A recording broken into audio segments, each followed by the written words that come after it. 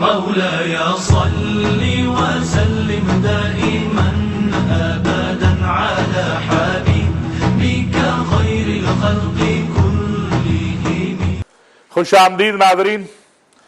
وقفے سے پہلے سیدہ خدیجۃ الکبریٰ رضی اللہ تعالیٰ عنہ کے بارے میں ہم بات کر رہے ہیں. ہماری کوئی حیثیت نہیں، کوئی اوقات نہیں، ہمارے الفاظ میں کوئی جان نہیں، لیکن یہ تو کہہ سکتے ہیں قیامت کے روز کہ یا رسول اللہ، اپنی ماں سے محبت کرنے والوں میں ہم بھی شامل ہیں.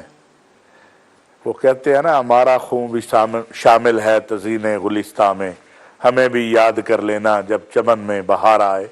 تو ہم تو سیدہ کا ذکر کر کے اپنے نصیب اچھے کرنا چاہتے ہیں، اپنا مقدر اچھا کرنا چاہتے ہیں، اپنی آخرت اچھی کرنا چاہتے ہیں.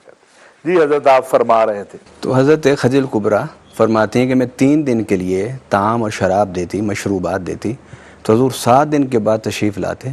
اللہ. تو وہ اسی طرح ہی ہوتا، اور میں حیران ہوتی کہ یہ وہاں کچھ کھاتے نہیں، کچھ پیتے نہیں. حضرت خدیجہ فرماتی ہیں کہ حضور صلی اللہ علیہ وسلم کے اندر میں ایک بے چینی، ایک اضطراب، دنیا سے دوری، بے تعلقی محسوس کی. تو میں خاموش ہو گئی. میں نے کہا کہ میں نے کچھ نہیں کہنا، یہ جس طرح کرتے ہیں کریں. اس لیے کہ میں نے ان 15 سال میں جو واقعات دیکھے تھے حضور صلی اللہ علیہ وسلم کی زندگی میں، وہ ایک عام انسان کی زندگی میں ہو ہی نہیں سکتے. اللہ.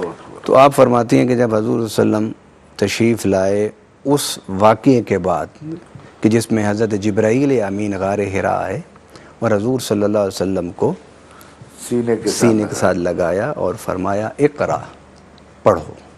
تو حضور صلی اللہ علیہ وسلم کو 3 مرتبہ حضرت جبرائیل امین نے کہا، تو حضور صلی اللہ علیہ وسلم نے تیسری مرتبہ پڑھا.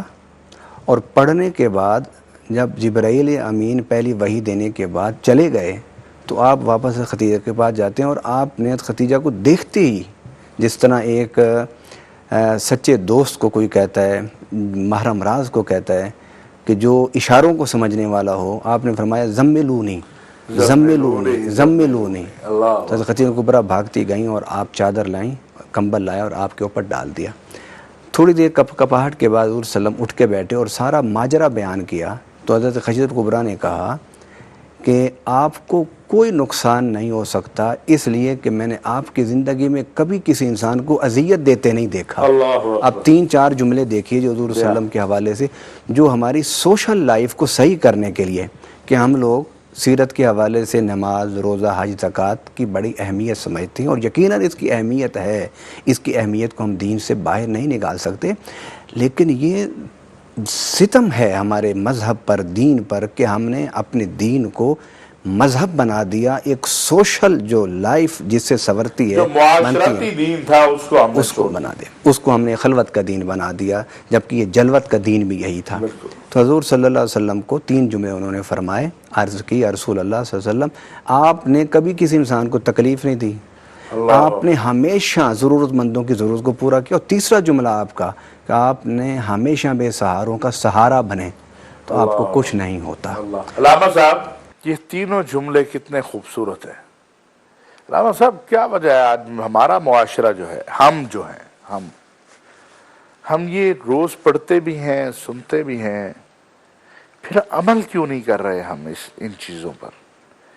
اور اسلام جو معاشرتی دین ہے، جو لوگوں کی بقا کے لیے آیا ہے، جو انسانیت کی بقا کے لیے آیا ہے، جو انسانیت کو محبت کا درس دینے آیا ہے، ہم اس کا نام بھی لیتے ہیں. اور یہ کتنے خوبصورت 3 جملے ہیں. اس سے تو یہ اندازہ ہوتا ہے جو یہ 3 کام کرنے والا ہو اس پہ آفات سماوی نہیں آ سکتے. حضرت بات یہ ہے کہ آپ ان 3 جملوں کو جو حضرت خدیجہ الکبریٰ نے کہے، یہ 3 جملے میرے نزدیک رسول اکرم صلی اللہ علیہ وسلم کے ساتھ ان کے 15 برس کی رفاقت کے نتیجے میں ادا کیے گئے ہیں. بالکل بالکل. یعنی رسول اکرم صلی اللہ علیہ وآلہ وسلم کی 15 برس کی رفاقت کے بعد حضرت خدیجہ الکبریٰ کو یہ احساس تھا کہ نبی کریم ان 3 چیزوں کو ہی پسند کرتے ہیں اور انہی پر وہ عمل کرتے ہیں. وہ دکھیاروں کی مدد کرتے ہیں، اللہ، وہ کسی پر ظلم نہیں کرتے اور وہ کسی کا حق نہیں مارتے، اور وہ کسی کا حق نہیں مارتے، اور حت المقدور وہ بے سہاروں کو سہارا دیتے ہیں۔ دین انہی 3 جملوں کے اندر آپ کا جو ایک کوزے میں بند کر دیا گیا ہے، ان 3 جملوں میں۔ رسول اکرم صلی اللہ علیہ وسلم کی آپ زندگی دیکھیں، بیشتر مواقع ایسے آتے ہیں کہ وہ ایک جج کی کرسی پر بیٹھے ہیں، ایک فیصلہ کرتے ہیں، اور فیصلہ کرنے کے بعد جو مدعی ہے یا جو فیصلہ کروانے والا آیا ہے اس کو کہتے ہیں کہ اگر تم پردہ ڈال دیتے تو اچھا تھا۔ اللہ اللہ، آپ اندازہ لگائیں۔ بالکل اب آپ مجھے یہ بتائیں کہ آج کا معاشرہ جس کے اندر ہمارے اس ملک میں جو کہ اسلام کے نام پر بنایا گیا، وہاں بلوچستان سے لے کے اور سوات تک لوگوں پر کس قدر ظلم کیا جا رہا ہے، کس طرح لوگوں کے جسموں کے چیتھڑے اڑ رہے ہیں، کس طرح ہم ایک دوسرے کے نقطہ نظر کو تسلیم کرنے کے لیے تیار نہیں، اللہ، کس طرح ہم لوگوں کو خود یتیم کر رہے ہیں، عورتوں کو بیوہ بنا رہے ہیں۔ تو کیا ہم یہ کہہ سکتے ہیں، کیا ہم اپنے ضمیر کے سامنے کھڑے ہو کے یہ بات کہہ سکتے ہیں کہ ہم دین پہ عمل کر رہے ہیں؟ اور کیا وہ لوگ جو دعویٰ کر رہے ہیں کہ یہ سب کچھ وہ اس لیے مملکت خدا داد میں کر رہے ہیں کہ وہ یہاں پر دین کو سرخرو کرنا چاہتے ہیں؟ تو دین تو یہ 3 چیزوں سے پتہ چلتا ہے۔ تو اچھا، دین اگر تو ان آگے چیزوں چلتے ہیں، چونکہ یہ میرے پروگرام کا ایک یہ بھی ہوتا ہے کہ میں چاہتا ہوں کہ لوگوں کو سمجھ آئے کہ آج کیا کرنا ہے، کیونکہ یہ سیرت طیبہ، یہ قرآن، یہ حدیث تو ہمارے بعد آنے والی نسلوں کے لیے بھی ہے نا، قیامت کی صبح تک۔ اس لیے بیچ میں تھوڑا سا یہ چاہتا ہوں کہ لوگوں کو ایک احساس بھی ہو، ہمیں بھی ہو، عوام الناس جو سن رہی ہیں ان کو بھی ہو۔ چادر اڑا دی، فرمایا کہ یہ تو آپ نے کبھی یہ کام ہی نہیں کیے جن کی وجہ سے پریشانی آ سکتی ہے۔ پھر آگے کیا ہوا؟ اس کے بعد حضرت خدیجہ الکبریٰ رضی اللہ تعالی عنہا، بخاری شریف کی روایت ہے کہ حضور کو لے کر اپنے چچا زاد کے پاس، ورقہ بن نوفل کے پاس گئیں، اور وہاں پر انہوں نے جب یہ ساری بات سنی تو انہوں نے کہا کہ یہ تو وہی فرشتہ ہے جو حضرت موسیٰ پر آیا تھا، یہی فرشتہ ہے حضرت عیسیٰ پر آیا، یہ وہی فرشتہ ہے جو باقی انبیاء پر آیا۔ اور انہوں نے کہا کہ میں دیکھ رہا ہوں کہ تمہاری یہی قوم جو تمہیں صادق امین کہتی ہے، کل یہی لوگ تمہیں یہاں سے ہجرت کرنے پر مجبور کر دیں گے، اور اے کاش اگر میں اس وقت زندہ ہوتا تو میں اس وقت تمہاری مدد کرتا۔ حضرت خدیجہ الکبریٰ رضی اللہ تعالیٰ نے جب یہ سنا تو آپ نے حضور کو گھر لے گئیں، اور گھر جا کر حضور صلی اللہ علیہ وسلم کی نبوت کا سب سے پہلا اقرار کرنے والی خوش نصیب بن گئے، اور آپ نے کلمہ پڑھا، اور لا الہ الا اللہ محمد رسول اللہ صلی اللہ علیہ وسلم۔ کلمہ پڑھنے کے بعد یہ بھی میں سمجھتا ہوں ہماری جو مائیں بہنیں بیٹیاں ہیں، اور معافی چاہتا ہوں میں علماء سے کہ وہ تو ان کا تو ایک ڈگر ہوتا ہے، ان کے لیے بہت بڑا اعزاز ہے کہ دنیا انسانیت میں محمد عربی صلی اللہ علیہ وسلم کی تصدیق کرنے والی سب سے پہلی خاتون تھی۔ یہ بہت بڑا اعزاز ہے، اور عورتوں کو تو اسی پر فخر کرنا چاہیے، باقی کسی اعزاز کی ضرورت ہی نہیں ہے۔ علامہ صاحب، اسلام نے حضرت خدیجہ الکبریٰ رضی اللہ تعالیٰ عنہ نے کلمہ پڑھ کر، جس طرح آپ نے فرمایا، جو میرے دل کے اندر بات تھی آپ نے اس کو ظاہر کر دیا کہ پوری دنیا کی عورتوں کو یہ اعزاز دیا کہ وہ السابقون الاولون میں شامل ہو گئے۔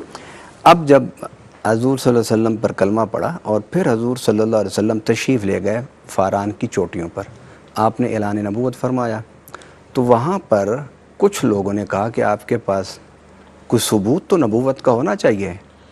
تو قرآن پاک میں اللہ نے فرمایا کہ میرے آقا صلی اللہ علیہ وسلم نے فرمایا فقط لبثت فیکم عمرا من قبلہ افلا تعقلون، اگر تم سمجھ بوجھ رکھتے ہو تو میری 40 سالہ زندگی میرے دعوے نبوت کے لیے دلیل کافی نہیں ہے۔ آج ہم خارجی دلائل دیتے ہیں کہ بھی مجھے تسلیم کیا جائے کہ میں علم والا ہوں، میں یہ ہوں، میں وہ ہوں۔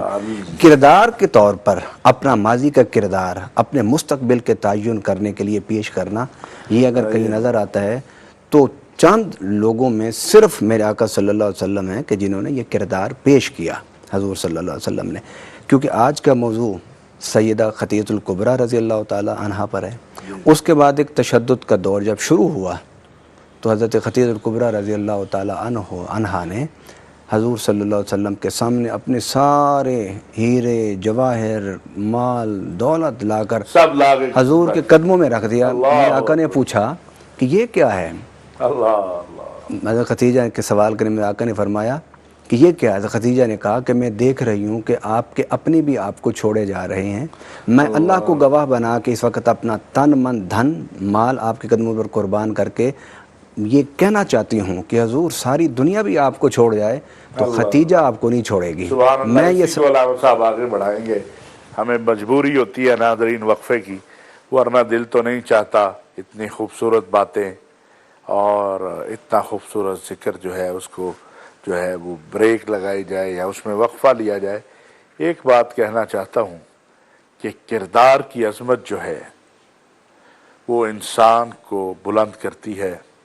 نہ مال، نہ دولت، نہ سفارش، نہ غرور، نہ ہی اسلحہ، طاقت نہیں.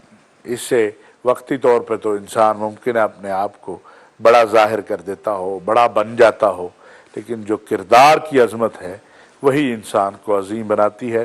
لیتے ہیں وقفہ اور وقفے کے بعد دوبارہ بات کریں گے. مولاي صل وسلم دائما ابدا على حبيبك خير الخلق